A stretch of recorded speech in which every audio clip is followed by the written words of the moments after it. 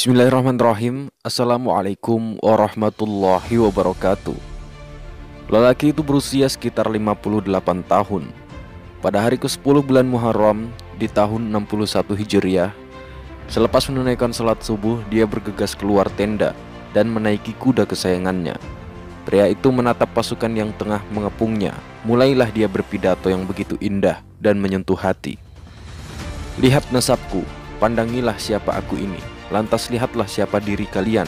Perhatikanlah apakah halal bagi kalian untuk membunuhku dan menciderai kehormatanku. Bukankah aku ini putra dari anak perempuan nabimu? Bukankah aku ini anak dari wasi dan keponakan nabimu yang pertama kali beriman kepada ajaran nabimu? Bukankah Hamzah, pemuka para syuhada, adalah pamanku? Bukankah Ja'far yang akan terbang dengan 2 sayap di surga itu pamanku? Tidakkah kalian mendengar kalimat yang viral di antara kalian bahwa Rasulullah berkata tentang saudaraku dan aku, keduanya adalah pemuka dari pemuda ahli ibadah dan ahli surga. Jika kalian percaya dengan apa yang aku sampaikan, dan sungguh itu benar, karena aku tak pernah berdusta.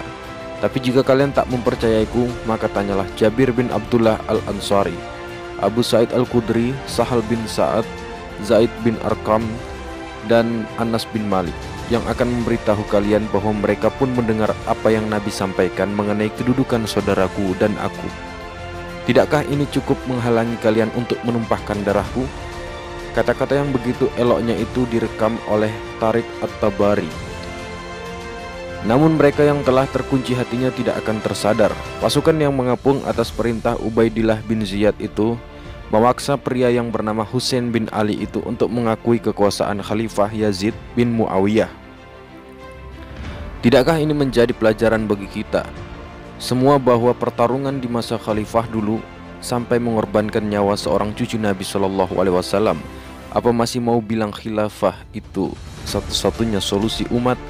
Simak pula bagaimana Ibnu Katsir dalam Al-Bidayah wan Nihayah bercerita bagaimana Sayyidina Husain terbunuh di Karbala pada 10 Muharram. Pasukan memukul kepala Husain dengan pedang hingga berdarah. Husain membalut luka di kepalanya dengan merobek kain jubahnya, dan dengan cepat balutan kain terlihat penuh dengan darah Husain. Ada yang kemudian melepaskan panah dan mengenai leher Husain, namun beliau masih hidup sambil memegangi lehernya menuju ke arah sungai karena kehausan. Samil bin Zil Jausan memerintahkan pasukannya menyerbu Husain. Mereka menyerang dari segala penjuru. Mereka tak memberinya kesempatan untuk minum. Ibnu Katsir menulis, yang membunuh Husain dengan tombak adalah Sinan bin Anas bin Amr Nakhi. Dan kemudian dia menggorok leher Husain dan menyerahkan kepala Husain kepada Khawali bin Yazid.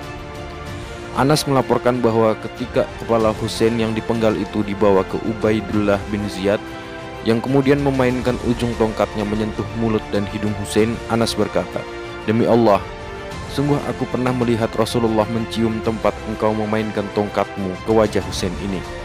Ibnu Katsir mencatat 72 orang mengikuti Husain yang terbunuh hari itu.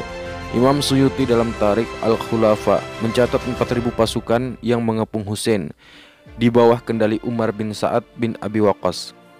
Pada hari terbunuhnya Husain, Imam Suyuti mengatakan dunia seakan berhenti selama 7 hari. Mentari merapat laksana kain yang menguning. Terjadi gerhana matahari di hari itu. Langit terlihat memerah selama 6 bulan. Imam Suyuti juga mengutip dari Imam Tirmizi yang meriwayatkan kisah dari Salma yang menemui Ummu Salamah, istri Nabi Muhammad SAW, yang saat itu masih hidup.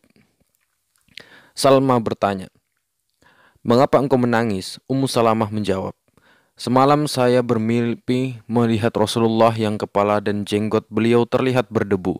Saya tanya, 'Mengapa engkau wahai Rasul?' Rasulullah menjawab, 'Saya baru saja menyaksikan pembunuhan Husain.'